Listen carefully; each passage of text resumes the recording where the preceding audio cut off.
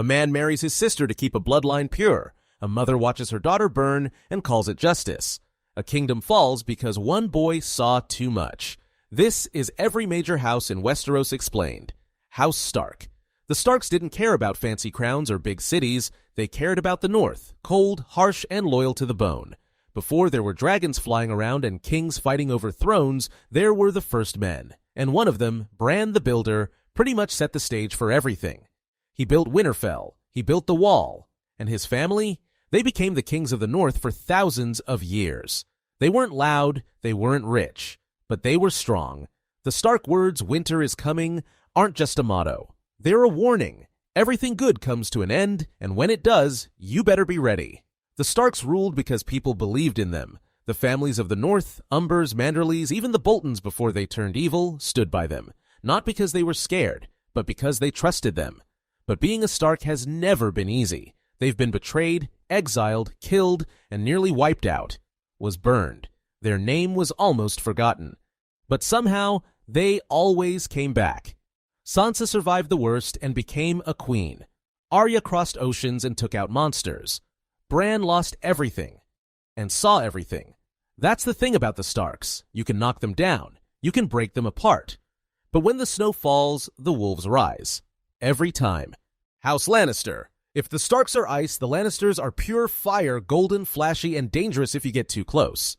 They don't just live in castles, they live in Casterly Rock, a giant mountain stuffed with gold, secrets, and enough ambition to drown a kingdom. Their story starts with a scam. Some guy named Lon the Clever tricked the original owners, the Casterleys, out of their home. No war, no blood, just brains. And that pretty much sums up the Lannisters. They don't fight fair, they fight smart. Everyone knows their motto is, "Hear me roar." But let's be real, no one says that. What people do say is, a Lannister always pays his debts. And it's not just about gold, it's about revenge, about making sure no one forgets who's in charge. Tywin Lannister was the mastermind. Cold, ruthless, and always 10 steps ahead. Cersei twisted every rule to get what she wanted. Jaime broke oaths and hearts, and Tyrion? He drank, joked, and still outlived them all. But even with all their money and power, things got messy. Too much pride. Too many secrets. Sleeping with your sibling doesn't exactly help with public image either. Their enemies piled up, Starks, Martells, Tyrells, basically anyone who got close. Still, you can't ignore them. The Lannisters shaped the game. House Targaryen. Once they weren't kings, they were survivors. Refugees from a burning empire called Valyria. But when the doom came, when fire rained from the sky and swallowed cities whole, it was House Targaryen, alone, who escaped. Because of a dream. A warning from Daenerys the Dreamer. And so they fled to Dragonstone, with only a handful of dragons and a prophecy that hadn't yet come true. That prophecy became Aegon the Conqueror. He didn't ask for thrones, he took them, one by one, kingdom by kingdom, until the 7 became one.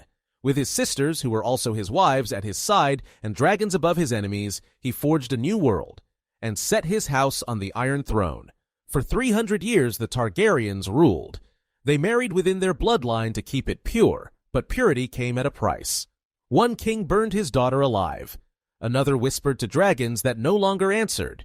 Still, they were gods among men, with silver hair, violet eyes, and beasts that breathed fire, until it all fell apart. The dance of dragons turned kin against kin. The Blackfire rebellions tore the kingdom in two, and then Robert's rebellion shattered it for good.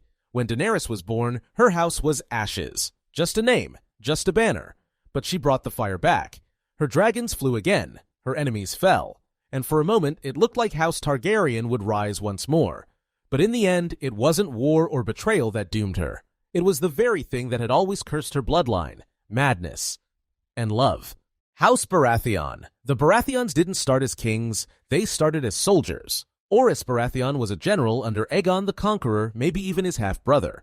After defeating the Storm Kings, he took their lands, married their daughter, and inherited their fury.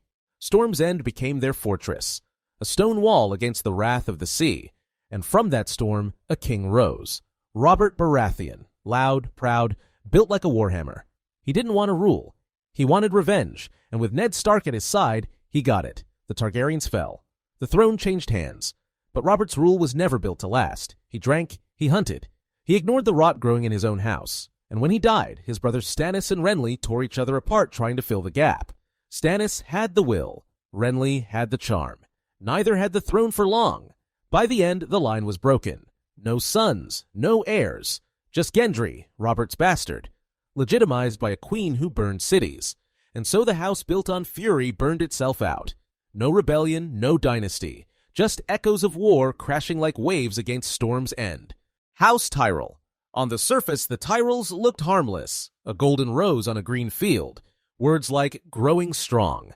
Castles wrapped in gardens, but under the petals were thorns. They were stewards once, servants to House Gardner, the original rulers of the Reach. But when Aegon burned the Gardners to ash, the Tyrells stepped forward. Not with blood, with a key. They opened the gates, they bent the knee, and they were rewarded. From Highgarden, they grew. Rich from the land, powerful from alliances. They didn't conquer, they married. They charmed. They smiled. Lady Olenna Tyrell, the Queen of Thorns, didn't need a sword to win battles, just words. And her granddaughter Marjorie played the game better than most, marrying kings like it was chess, turning charm into power. But the game has no mercy. The Lannisters turned on them. The faith exploded in fire. Marjorie, Loras, Mace all gone in an instant. Only Olenna remained, sipping her poison with dignity and leaving behind one final truth. Tell Cersei I want her to know it was me. And with that, the golden rose withered.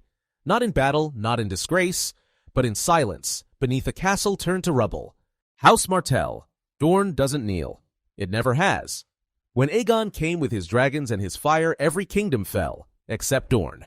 Not because they had bigger armies or stronger walls, because they fought like ghosts, hit and vanished, burned and buried. And when he couldn't take them, Aegon left them. That's what made Dorne different. They didn't lose, they chose not to play. House Martell didn't call themselves kings, they were princes, princesses, a legacy born from a union, not a conquest. When the warrior Queen Nymeria crossed the sea with the last of the Royanar, she found an ally in Mors Martell. He married her, merged their banners, and forged a new future. One of fire and sun, of women ruling as equals, of survival by any means.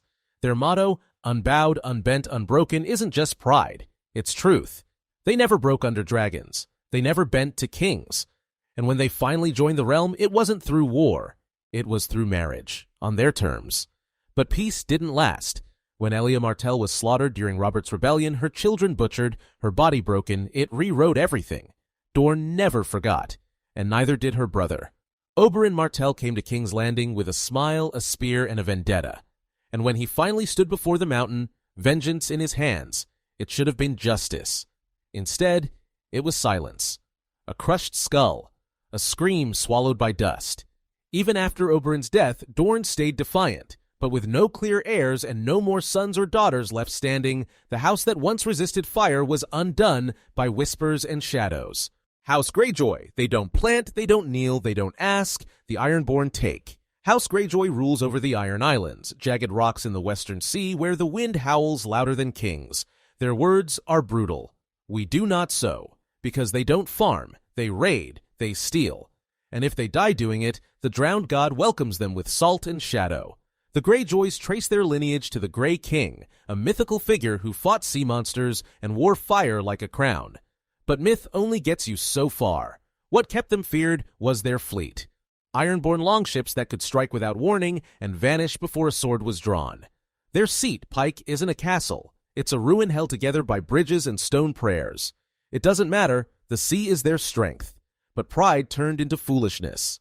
When Balon Greyjoy rebelled against the Iron Throne, he lost his sons, his power, and nearly his name. Theon was taken as a ward by the Starks. Yara held what was left, and Euron, wild, ruthless, bloodthirsty, returned like a storm no one saw coming. He murdered his brother, burned fleets, declared himself king. He didn't want peace, he wanted chaos. In the end, it wasn't conquest that defined House Greyjoy. It was survival. Theon died a Stark. Euron died laughing. And Yara, fierce, loyal, unbent, remained, with the waves crashing behind her and the future ahead. House Arryn. High in the mountains where the air is thin and the path is death, stands the Eyrie. Impregnable, untouchable, ruled by a family as old as stone, House Arryn.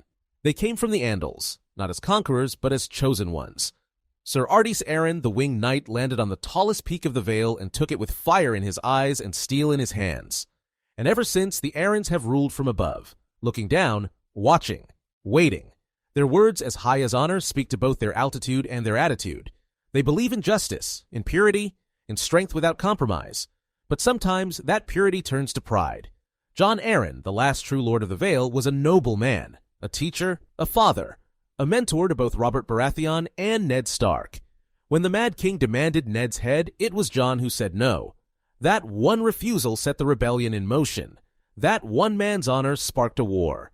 But Jon's death, quiet, poisoned, and suspicious, opened a void. And into that void fell madness. His widow Lisa ruled with paranoia. Her son, Robin, fragile and sheltered, became Lord of the Eyrie too soon. While the rest of Westeros burned, the Vale stayed quiet. Not out of wisdom, out of fear. And yet, in the end, the Arryns still stood. Their line survived. Robin, now grown, returned to court. Not a warrior, not a hero, but a lord with a name that still meant something. Because while the Eyrie may isolate, it also endures. Thanks for watching. Which house would you swear your sword to, and which one would you never trust? Let us know in the comments below. See you next time.